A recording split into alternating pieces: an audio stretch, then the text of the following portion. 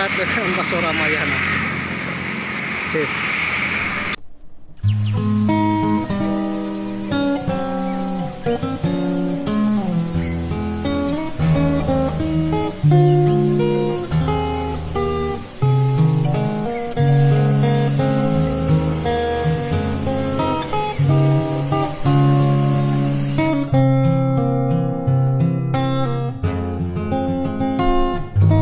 Di bayang wajahmu ku temukan kasih dan hidup yang lama lelah aku cari di masa lalu.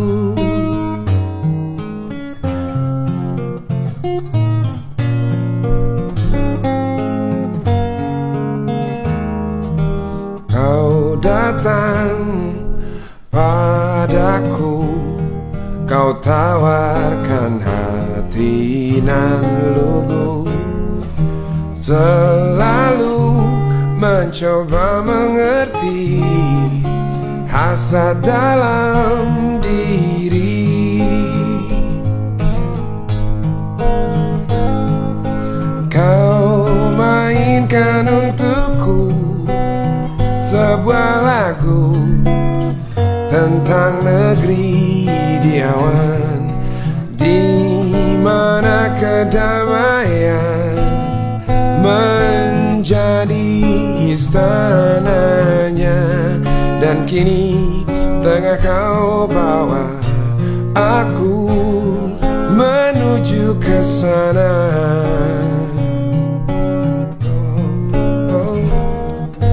Ternyata hatimu penuh dengan bahasa kasih yang terungkapkan dengan pasti dalam suka dan sedih.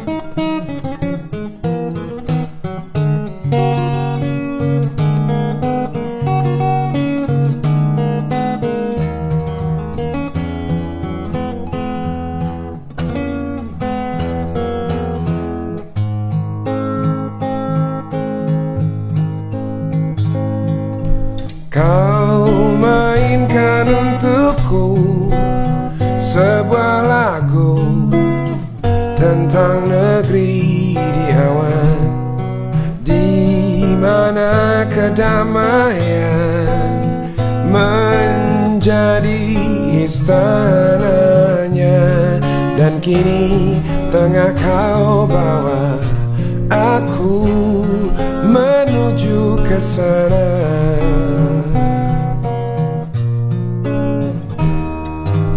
Ternyata hatimu penuh dengan bahasa kasih yang terungkapkan dengan pasti dalam suka dan sedih.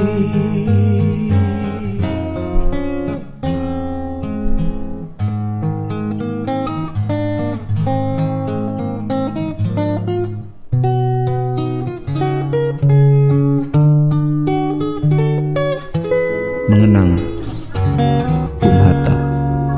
Bukan saja hanya pemuda dari Jawa dan Sumatera yang ikut berjuang, tapi juga pemuda dari Maluku, pemuda dari Sulawesi, pemuda dari Kalimantan berkumpul dalam Republik Indonesia memperjuangkan cita-cita Indonesia merdeka. Oke guys, ini adalah Tugu Koperasi. Awal berdirinya peringatan Kongres Koperasi 12 Juli 1947 di Tasikmalaya. Waduh. Ini Tugu Koperasinya ya.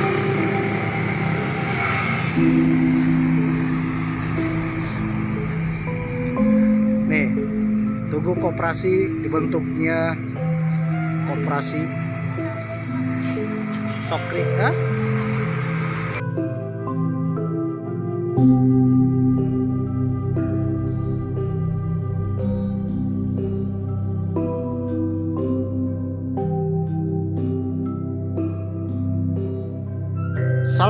warahmatullahi wabarakatuh. Sampurasun. Apa kabar dulur-dulur baraya, warga negara Indonesia?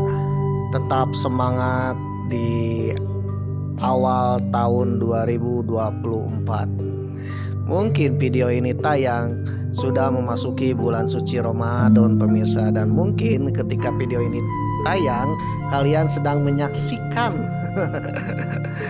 di bulan suci Ramadan pemirsa, sambil rebahan atau mungkin ya sambil nongkrong menunggu datangnya buka puasa. Waduh, Mamang mengucapkan selamat menunaikan ibadah puasa. Mudah-mudahan kita semua dapat keberkahan, dapat pahala, dan juga meningkatkan ibadah kita, iman dan Islam kita ya, ketakwaan kita kepada Allah Subhanahu wa taala. Amin.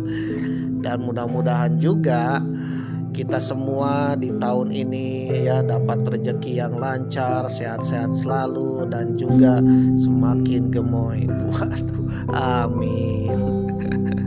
Oke guys mania, bentar lagi akan penetapan hasil pemilihan umum telah memanggil kita. Waduh, mudah-mudahan saja siapapun yang akan terpilih nanti bisa memajukan negeri ini ke arah yang lebih baik, ke arah yang lebih maju, lebih sejahtera, lebih menenteramkan, dan juga bisa mendamaikan baik itu di dalam negeri maupun untuk luar negeri pemirsa, baik untuk bangsa sendiri ataupun mendamaikan untuk seluruh bangsa di dunia ini. Karena dahulu pemimpin kita ini bukan sekedar memimpin negeri kita saja ya, bukan sekedar memikirkan negeri kita saja, tetapi memikirkan dunia juga pemirsa.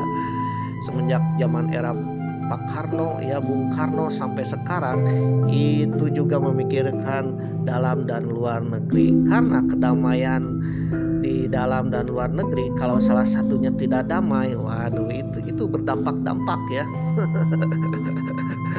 Berdampak-dampak seandainya di luar negeri itu sedang perang dunia ketiga ya, amit-amit. Mungkin kita akan berdampak juga meskipun kita tidak ikutan perang pemirsa. Salah satunya mungkin di bidang ekonomi ya. Ingat pada zaman dahulu perang dunia pertama dan mungkin perang dunia kedua, ada beberapa negara yang tidak ikut perang. Salah satunya Swedia. Dia negeri ini tidak ikut perang ya, netral, tidak memihak Jerman dan tidak memihak sekutu. Tapi benar-benar keduanya akur ya. Apa yang akan terjadi? Ternyata berdampak juga, salah satunya di bidang ekonomi. Waduh. Jadi cuma ya ada perdagangan ekspor impor, toh kalau di jalan kita kena imbasnya juga ya, tidak ada yang membeli produk kita. Gimana nih? Oke guys mania, Mamang lagi di Jalan Muhammad Hatta, salah satu jalan yang ada di kota Tasikmalaya. Ngomong-ngomong tentang Jalan Muhammad Hatta, mungkin nama Jalan Muhammad Hatta itu ada di beberapa tempat ya, di kota-kota kalian juga. Ada di Bandung, ada di Jakarta, di Surabaya dan sebagainya. Bahkan di luar negeri, salah satunya di negeri Belanda. Di Belanda ada Jalan Muhammad Hatta Straat ya. Jadi inilah Muhammad Hatta. Ternyata nama Jalan Muhammad Hatta ini adalah nama jalan yang disematkan dari Bung Hatta, tokoh proklamator sekaligus pahlawan kita. Pahlawan yang banyak jasanya bagi negeri ini ya, banyak jasanya bagi negeri ini. Bung Hatta ini benar-benar pahlawan ya, yang rela berkorban jiwa raga pemikirannya untuk kepentingan bangsa, tidak memikirkan untung rugi apalagi pencitraan ya. Bahkan ada penulis yang bilang Muhammad Hatta ini sebagai silent ya, diam-diam menghanyutkan. Waduh, diam-diam tapi berpengaruh dan berjasa kepada negara, bangsa dan negara. Apa aja jasanya? Wah, banyak sekali ya. Di antaranya Bung Hatta ini disebut juga Bapak Proklamator, sama dengan Bung Karno. Ada juga dan juga jasa berikutnya Bapak Demokrasi kita. Waduh. Dan juga Bapak Koperasi. Mungkin kalian kalau dengar-dengar koperasi ya, pasti dengar-dengar akan menjelang Idul Fitri. Waduh, kita beli barang apa ya? Kira-kira ada uangnya nggak? Kalau nggak ada, pinjam aja ke koperasi. Jadi yang namanya koperasi tidak asing ya. Aduh, tidak asing di telinga, apalagi kalau kalian sering atau menjadi anggota koperasi. Ternyata koperasi adalah salah satu cara untuk mengatasi masalah di bidang ekonomi. Waduh, salah satu cara untuk meningkatkan kesejahteraan, salah satu cara untuk meningkatkan kebersamaan dan gotong royong sesuai dengan demokrasi kita, yaitu demokrasi Pancasila, sesuai dengan sila kelima, keadilan sosial bagi seluruh rakyat Indonesia. Jadi yang namanya koperasi ini berbeda sekali dengan namanya bank konvensional dan berbeda sekali dengan namanya bank emok. Di mana para anggotanya ya sama-sama untuk mensejahterakan anggotanya. Nah, gimana caranya mensejahterakan anggotanya? Ya masuk menjadi anggota koperasi ya. Memang tidak akan banyak bercerita tentang koperasi, tetapi kalian yang belum ikut menjadi anggota koperasi atau belum membentuk koperasi, bentuklah koperasi atau ikut koperasi, dan kalian akan merasakan perbedaannya antara koperasi dengan bank-bank yang lain, terutama bank emok, pemirsa. Apalagi yang ditunggu-tunggu di koperasi ada RAT ya. Atau pembagian SAU. Aduh, apa nih SAU dan RAT? Kalau kalian belum tahu ya ikut aja anggota koperasi, pemirsa ya. Jadi anggota koperasi itu sama-sama gotong royong, rasakan hasilnya ya. Dan juga membantu sesama anggota. Jadi tujuan koperasi itu untuk membantu, bukan untuk mencari untung rugi, pemirsa. Kalau mencari untung ya buka usaha aja, bukan koperasi. Tapi koperasi tujuannya membantu sesama anggota. Oke, Goes Mania, ngomong-ngomong tentang koperasi ya, ternyata koperasi didirikan pada tanggal 12 Juli 1947 ya, di mana di kota Tasikmalaya. Waduh, di mana? Di Tugu Koperasi. Kebetulan sehabis makan bakso Ramayana, Mamang Goes hanya berjarak sangat dekat sekali ya, yaitu berjarak 1 meter 1 atau 2 meter dari warung bakso Ramayana ini ada Tugu Koperasi, pemirsa. Waduh, dan Tugu Koperasi ini berada di Jalan Raya Muhammad Hatta, jalan raya lintasan antara kota Tasikmalaya menuju Ciamis. Ya, banyak bis, banyak elep, banyak juga truk-truk ya, atau kendaraan yang hendak pergi ke Jawa Tengah, Ciamis, atau yang datang dari Ciamis menuju kota Tasikmalaya. Ini jalan raya, pemirsa. Namun mungkin bagi kalian yang lewat sini ya, itu jarang memperhatikan adanya Tugu Koperasi ini. Tugu Koperasi ini sangat-sangat bersejarah sekali, yang menandakan adanya koperasi di Indonesia. Waduh, berdirinya Koperasi Indonesia.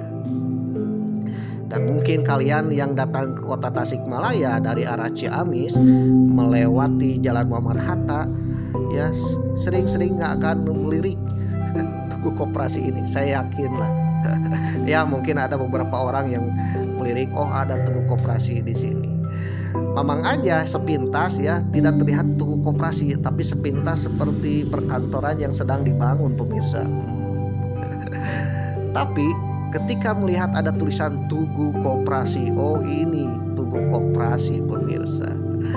Namun sayangnya ketika Mamang datang ya, ini videonya bulan Januari loh ini agak kurang terawat ya, atau mungkin sedang perbaikan. Terlihat di belakang Tugu Koperasi itu banyak bangunan khas kolonial Belanda atau Nederland Indies atau perkantoran arsitektur zaman Hindia Belanda. Itu atap-atapnya dibongkar ya, entah dibongkar entah runtuh atau gimana nih.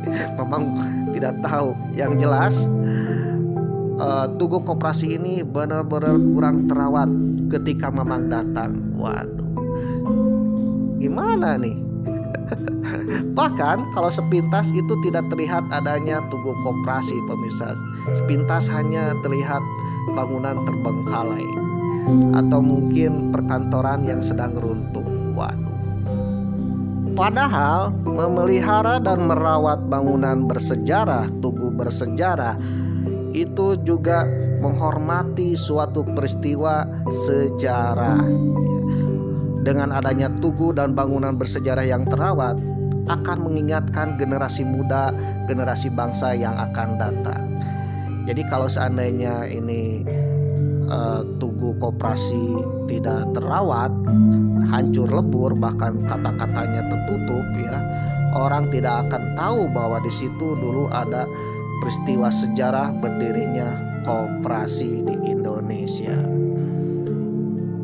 Kalau kita merawat monumen, tugu atau bangunan bersejarah, itu artinya kita menghormati jasa-jasa pahlawan yang telah membangun bangsa ini.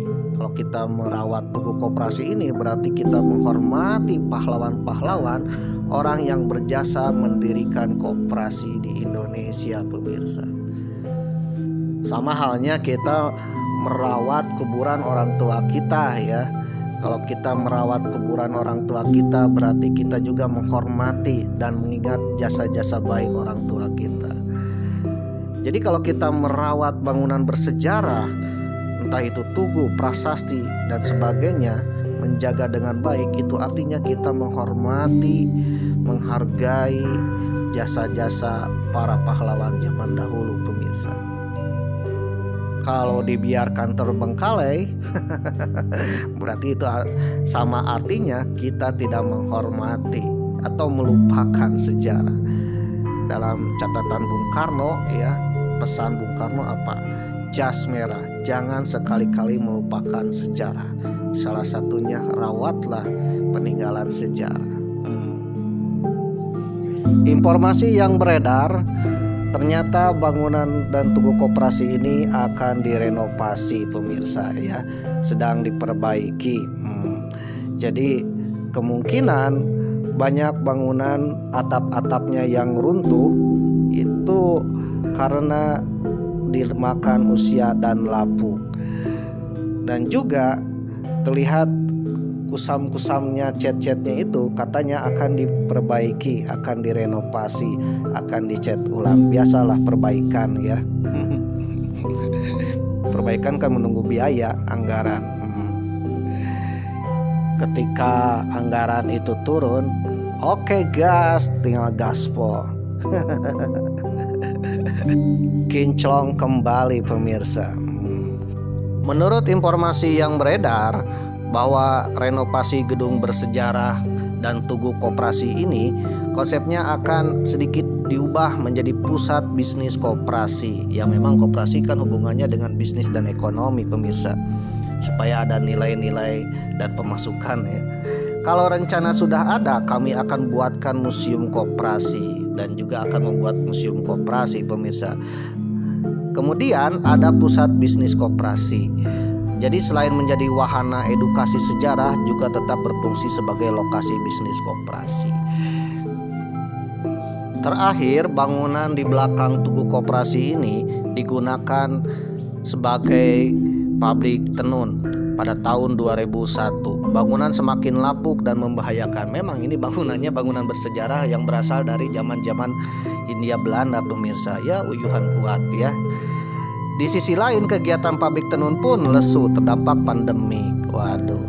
Rencananya bangunan bersejarah ini akan dibangun untuk yang pertama adalah museum koperasi, kemudian pusat bisnis koperasi, dan juga wahana edukasi sejarah tentang koperasi. Jadi bukan sekedar tugu-tugu koperasi saja dan bangunan-bangunan tua saja, tetapi bangunan tua pun harus dirawat dan difungsikan. Ya, menurut Mamang kalau difungsikan untuk menjadi museum koperasi atau menjadi bangunan khas seperti edukasi sejarah koperasi, yaitu work it. Ditambah dengan bisnis koperasi. Mungkin sebelumnya adalah hanya bisnis koperasi saja pemirsa, tapi sekarang ada ditambah dengan museum koperasi. Kita tunggu aja ya. Tunggu aja bangunan ini jadi. Katanya tahun 2024 ya, entah bulan mana nih, sudah kinclong. Kota Tasikmalaya sudah menjadi saksi sejarah dari diselenggarakannya sebuah kongres koperasi yang pertama, tepatnya pada tanggal 12 Juli 1947. Sebagai penanda sejarah dibangunlah sebuah tugu bernama Tugu Koperasi. Tugu Koperasi yang berdiri di sekitaran Jalan Muhammad Hatta nomor 63, Kelurahan Sukamana, Kecamatan Cipedes, Kota Tasikmalaya, dekat dengan Baso Ramayana. Ini berdiri kokoh di sepanjang jalan tersebut dan mudah dilihat karena berada di jalan protokol atau jalan dengan lalu lalang kendaraan yang cukup tinggi. Dekat dengan Tugu Koperasi juga terdapat beberapa bangunan yang pernah digunakan sebagai tempat acara Kongres Koperasi pertama dan konon pernah dijadikan pabrik tekstil. Pada tanggal 12 Juli 1947 diadakanlah Kongres Koperasi pertama di Kota Tasikmalaya yang dihadiri oleh Wakil Presiden Republik Indonesia Muhammad Hatta. Hasil kongres itu diabadikan pada tugu yang isinya adalah dibentuk Sentral Organisasi Koperasi Republik Indonesia atau disingkat SOKRI yang berkedudukan di Tasikmalaya. Yang kedua, azas koperasi Indonesia adalah gotong royong. Yang ketiga, menetapkan peraturan dasar SOKRI. Yang keempat, pengurus disusun secara presidium dengan menetapkan Niti Sumantri sebagai ketua yang diserahi kewajiban untuk menyusun badan pekerja dan sesuatu yang berhubungan dengan dan keputusan kongres. Yang kelima, kemakmuran rakyat harus dilaksanakan berdasarkan pasal 33 Undang-Undang Dasar 1945 dengan koperasi rakyat dan koperasi ekonomi sebagai pelaksanaannya. Yang keenam, mendirikan Bank Koperasi Sentral.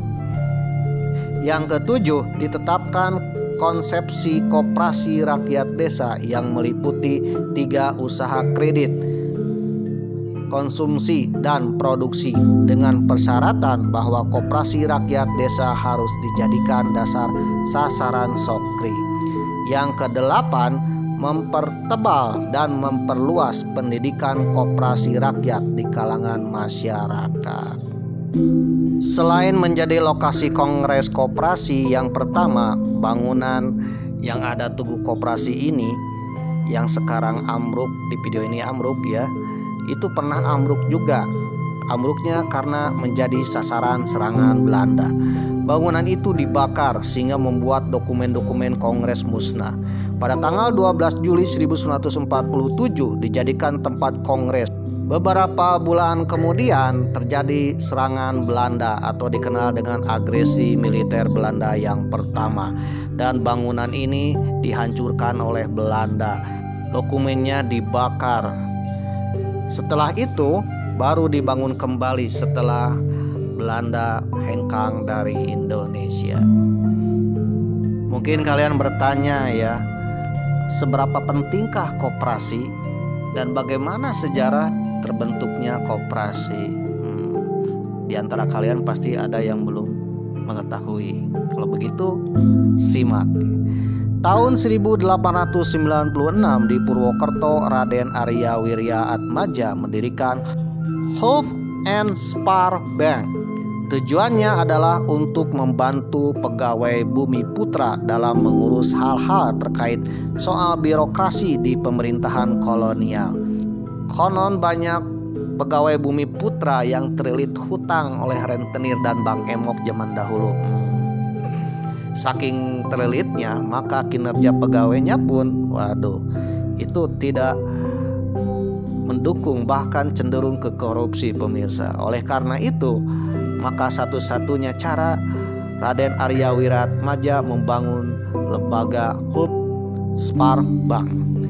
Konsep dari pemikiran Wirya Atmaja ini kelak menjadi konsep dasar koperasi di Indonesia, pemirsa. Dan juga Bapak Raden Arya Wiratmaja ini adalah Bapak pendiri Bank Rakyat Indonesia atau kita kenal hari ini BRI, ya, yaitu untuk membantu para pegawai, ya, dalam hal simpan pinjam.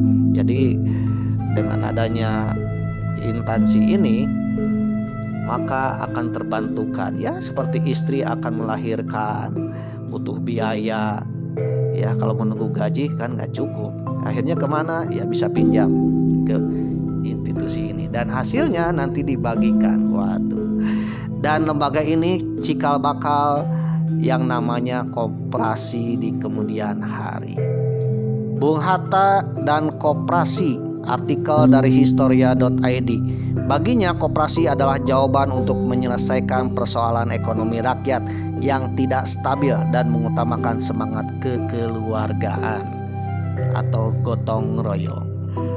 Pada perkembangan selanjutnya, lembaga koperasi mulai dikenal luas sebagai lembaga kredit atau produksi yang mendukung usaha rakyat. Permulaan abad ke-20, koperasi mulai banyak bermunculan. Tokoh-tokoh pergerakan bersama organisasinya seperti Budi Utomo, Sarekat Islam, dan PNI ikut mendirikan koperasi sebagai bentuk penentangan terhadap penjajahan ekonomi. Karena waktu itu yang beredar adalah ekonomi liberal pasar bebas. Salah satu tokoh yang besar berpengaruh terhadap keberadaan koperasi di Indonesia hingga dijuluki Bapak Koperasi Indonesia adalah Muhammad Hatta atau dikenal dengan Bung Hatta. Lili Gamar Sutantio dalam buku Mengenang Syahrir, seorang negarawan dan tokoh pejuang kemerdekaan yang tersisih dan terlupakan, karya Rosihan Anwar, menjadi saksi keberhasilan Bung Hatta menghidupkan koperasi di Banda Neira. Selama masa pengasingannya pada tahun 1930-an, menurut putra asli Banda yang pernah dididik langsung Bung Hatta, ada 2 orang lagi yang ikut membantu Bung Hatta membangun koperasi di Banda, yaitu Sultan Syahrir dan Iwa Kusuma Sumantri. Mulanya mereka menggagas sebuah organisasi sosial dan pendidikan yang bergerak di bidang olahraga, peminjaman buku, dan koperasi. Dinamakan Perkumpulan Banda Muda Perbamu. Ketiganya menjadi donatur tetap. Bung Hatta dipercaya mengurus bidang koperasi Perbamu atau Perkumpulan Banda Muda.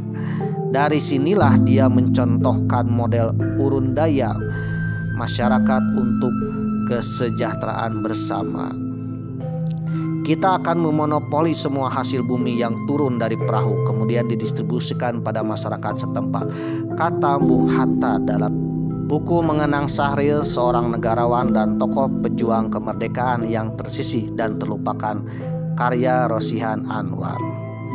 Bung Hatta dan Perbamu memiliki cara tersendiri dalam menarik minat masyarakat Banda terhadap koperasi. Bila ada perahu datang, muatannya diambil langsung oleh koperasi Perbamu untuk dijual kembali ke penduduk.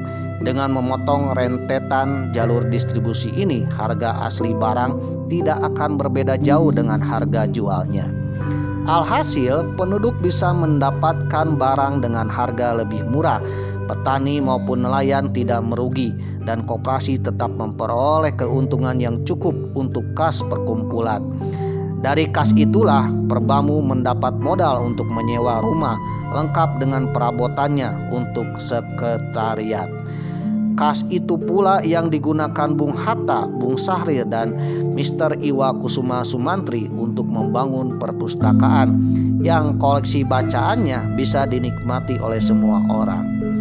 Koperasi merupakan bentuk usaha yang berdasarkan atas asas kekeluargaan, karena koperasi yang menyatakan kerjasama antara para anggotanya sebagai suatu keluarga dan menimbulkan tanggung jawab bersama, sehingga pada koperasi tidak ada majikan dan tidak ada buruh, kata Bung Hatta, seperti dikutip dari Y. Harsoyo dan kawan DKK dalam Ideologi Koperasi Masa Depan.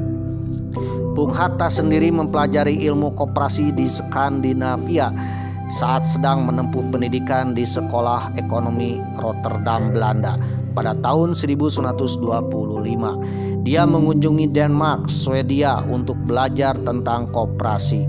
Menurutnya, koperasi cocok diterapkan di negara-negara yang sedang merintis perekonomian rakyat. Pasca kemerdekaan Indonesia berusaha membangkitkan perekonomiannya yang nyaris nol dan hancur. Pemerintahan Soekarno-Hatta menjadikan koperasi salah satu andalan. Menurut Patta Ravana dalam Menembus Badai Ekonomi, koperasi jadi usaha bersama untuk memperbaiki taraf hidup layak masyarakat setelah terlepas dari belenggu penjajahan. Lewat jawatan koperasi, Kementerian Kemakmuran mendistribusikan keperluan sehari-hari dengan harga terjangkau. Bung Hatta melalui pidatonya juga terus menggalakkan pentingnya koperasi untuk membangun perekonomian rakyat yang baik. Keseriusan pemerintah Indonesia terhadap keberadaan koperasi pun terbukti dari terselenggaranya Kongres Koperasi pertama di Tasikmalaya, Jawa Barat pada tanggal 12 Juli 1947. Berdasarkan kongres tersebut, ditetapkanlah Hari Koperasi Indonesia. Berkat pemikiran Bung Hatta inilah maka kita mengenal yang namanya koperasi. Koperasi itu berbeda sekali dengan yang namanya bank konvensional dan berbeda sekali dengan namanya bank emok, pemirsa.